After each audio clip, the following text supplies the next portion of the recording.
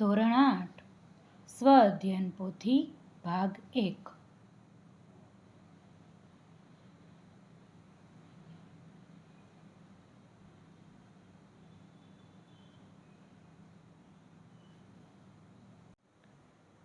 વિષય વિજ્ઞાન ચાલો યાદ કરીએ. પાના નંબર 72 પરનો મહાવરો જોઈએ. પહેલો પ્રશ્ન, આપેલ આકૃતિને ધ્યાનથી જુઓ અને તે કઈ પ્રવૃત્તિ દર્શાવે છે તેનું નામ લખી પદ્ધતિ વર્ણવો. સૌથી પહેલા આપણે આકૃતિ જોઈએ તો સ્ટેન્ડમાં એક કસનળી ગોઠવેલી છે, તેમાં માટીનો નમૂનો નાખેલો છે અને બર્નર વડે તે માટીના નમૂનાને ગરમ કરવામાં આવે છે અને પાણીના ટીપાં બાજે છે. હવે આપણને આ પ્રવૃત્તિ યાદ આવી ગઈ હશે તો નામ લખીએ. માટીમાં પાણીની બાષ્પ રહેલી હોય છે તે તપાસવું. પદ્ધતિ, એક કસનળી લો, તેમાં માટીનો નમૂનો નાખો. હવે આ કસનળીને બર્નરની જ્યોત પર ગરમ કરો. પછી આપણે અવલોકન કરવાનું છે. અવલોકન શું મળશે? કસનળી પર પાણીના ટીપાં દેખાય છે. પ્રશ્ન 2, પડછાયા હકીકતમાં શું છે સમજાવો. પ્રકાશના માર્ગમાં અપારદર્શક પદાર્થ આવતા રચાતા અપ્રકાશિત વિસ્તારને પડછાયો કહે છે. પડછાયો કાળા રંગનો હોય છે, તેને પડદા ઉપર ઝીલી શકાય છે. ત્રીજો પ્રશ્ન, વનસ્પતિમાં ઘટકોનું વહન સમજાવો.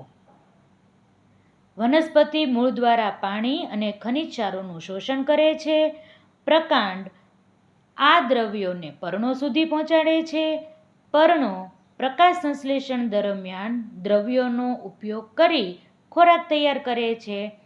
તૈયાર કરેલો ખોરાક અન્નવાહક પેશી દ્વારા વનસ્પતિના વિવિધ ભાગો સુધી વહન થાય છે. પ્રશ્ન 4, નીચે આપેલું ચિત્ર જુઓ અને 1 થી 7 અંકોને યોગ્ય નામ આપી ટૂંકમાં વર્ણવો. સૌથી પહેલું છે ભૂમિય જળ. જળ સ્તરની નીચે જોવા મળતા પાણીને ભૂમિય જળ કહે છે. બીજું છે બાષ્પીભવન.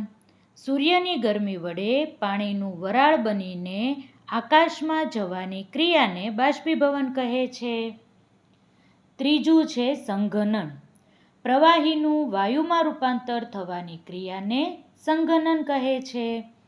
ચોથું છે વાદળ. વરાળ ઠંડી પડતા વાદળ બને છે. પાંચમું છે ઉત્સ્વેદન. બાષ્પોત્સર્જન દ્વારા પાણી ગુમાવવાની ક્રિયાને ઉત્સ્વેદન કહે છે.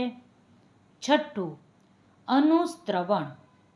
ભૂમિમાં પાણી તરફ નીચેની તરફ પ્રસરણ પામવાની ક્રિયાને અનુસ્ત્રવણ કહે છે. સાતમું છે વરસાદ. વરાળનું પ્રવાહી સ્વરૂપે રૂપાંતર થતાં પાણીના ટીપાં જમીન પર પડે, જેને વરસાદ કહે છે.